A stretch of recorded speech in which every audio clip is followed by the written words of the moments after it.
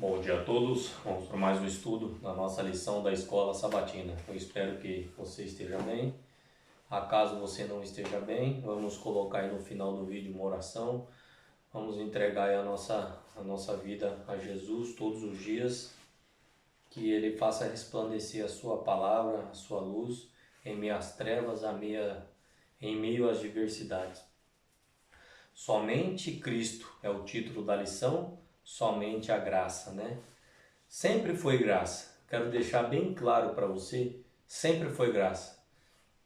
Nunca existiu um período onde a lei salvava e aí depois houve um período que Jesus Cristo veio que a graça salvasse. Não existe isso. Tire isso da sua cabeça que foi sempre a graça de Deus. Sempre será a graça de Deus. Não existe méritos em nós mesmos, não existe méritos para ser salvos. Existe a graça, existe Cristo.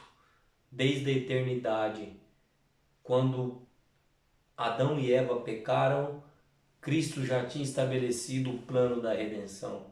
Satanás não pegou Deus de surpresa. Eu fico imaginando a conversa da Trindade, Deus Pai, Deus Filho e Deus Espírito Santo. Tá? Eu pensando, não tem nada escrito na Bíblia não, tá? É eu pensando aqui que quando eles estavam em reunião, eles vão pecar. E ali eles já tinham estabelecido o plano. O Deus eterno vai ter que descer e vai ter que morrer. Porque o salário do pecado é a morte.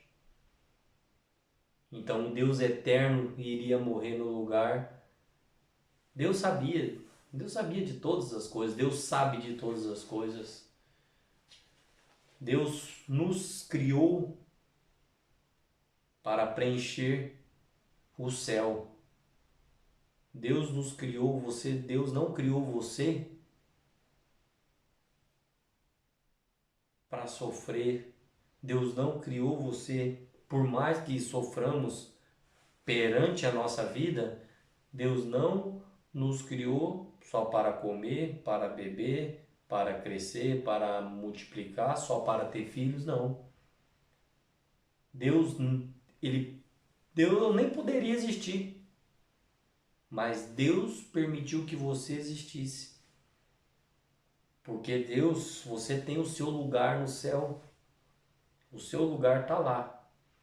E a única pessoa que pode tirar o seu lugar não sou eu, não é o seu vizinho, não é o seu amigo. A única pessoa que pode tirar o meu lugar que está reservado sou eu mesmo. Sou eu mesmo, responsável por me tirar do céu. Pense nisso. Sempre foi graça. Vamos lá? Romanos, eu vou ler aqui com você só um capítulo e um versículo. Você pode estudar aí na sua Bíblia, Efésios capítulo 2, versículo 8 e 9. Aí depois tem Romanos capítulo 3, versículo 23. Depois Romanos 5, versículo 8 ao 10. E Romanos capítulo 6, versículo 23. Eu vou ler para você Romanos capítulo 3, versículo 23 e 24. Diz assim: pois todos pecaram e carecem da glória de Deus, sendo justificados gratuitamente por sua graça, mediante a redenção que há em Cristo Jesus. Você entende? Vou ler de novo o verso 24. E sendo justificados gratuitamente por sua graça, mediante a redenção que há em Cristo Jesus. Deus proporciona a salvação como um dom.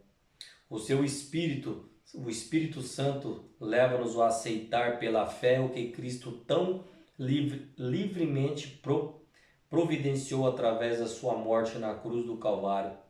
Jesus, o divino Filho de Deus, ofereceu a sua vida perfeita para expiar os nossos pecados. A justiça divina requer obediência perfeita. A vida perfeita de Cristo ocupa lugar da nossa vida imperfeita. A lei divina que quebramos condena-nos à morte eterna. A Bíblia é clara. Devido às nossas escolhas pecaminosas, ficamos aquém do ideal de Deus para a nossa vida. Pecamos sozinhos, não podemos satisfazer as exigências justas e corretas e de um Deus santo. Como resultado, merecemos a morte eterna. Mas a boa notícia, o apóstolo Paulo assegura-nos, porque o salário do pecado é a morte, mas o dom gratuito de Deus é a vida eterna. Por Jesus Cristo nosso Senhor. É um dom imerecido. Se fosse pelas obras ganhá-la, a gente não iria ganhar. Se há uma verdade que sobressai do Evangelho é de que não podemos ganhar, a gente não pode, é de que não podemos ganhar a salvação, né? A gente, o que quer dizer com ganhar a salvação? A gente fazer uma coisa para ser salvo. Não, eu tenho que guardar toda a lei certinha, sem quebrar um mandamento, porque senão eu não vou ser salvo. E eu não estou falando aqui para você não guardar o mandamento, para você não ser obediente à lei de Deus. Eu só estou falando que não existe uma troca minha do Ricardo que vai me habilitar para o céu. Existe o ao contrário. Quando Cristo entra na sua vida, existe uma resposta à obediência. Quando Cristo entra, existe uma resposta, existe uma mudança. A gente não vai viver mais do mesmo jeito que a gente vivia, né? Isso é claro, né?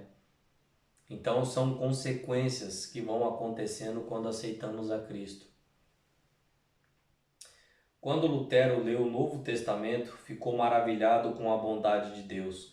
Ficou espantado com o desejo de Deus de salvar a humanidade.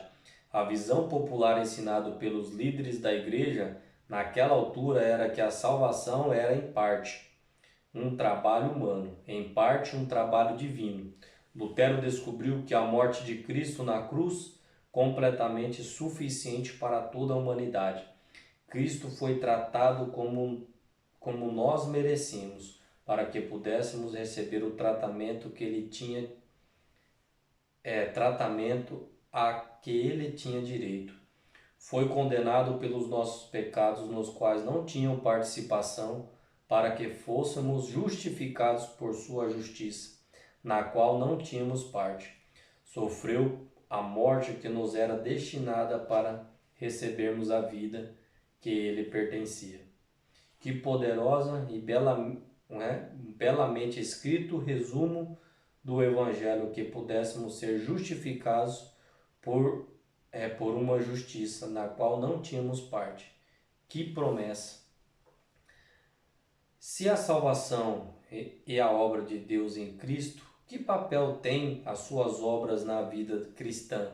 Né? Se a gente não é salvo pela lei ou pelas nossas obras, em que as nossas obras são importantes? Como é que podemos afirmar a importância da boa obra na sua experiência, mas sem se tornar fundamento da sua esperança, né? É isso que não pode acontecer. A gente não pode colocar as nossas obras como fundamento, como mérito. Jesus, eu ajudo o pobre, eu dou alimento, eu dou meu dízimo, eu dou minha oferta, eu não roubo, eu não mato, eu sou uma pessoa boa, então só por isso eu tenho um mérito do céu? Não. As boas obras são as consequências, e a gente nunca pode colocar as nossas obras perante Deus e falar, eu fiz tudo isso, agora eu mereço. Gente, não merece nada. É que o mundo coloca na sua mente que você merece muita coisa, e talvez a gente não está merecendo nada. O mundo, a gente está em inimizade com o mundo. A gente está andando na contramão do mundo. Você entende isso? Que Deus Deus nos abençoe e nos fortaleça. Vamos orar para que Deus nos dê sabedoria. Querido e bondoso Deus, obrigado por mais um estudo, obrigado pela sua palavra, que o Senhor nos abençoe e nos guarde em nome de Jesus, amém. Que o Senhor nos abençoe.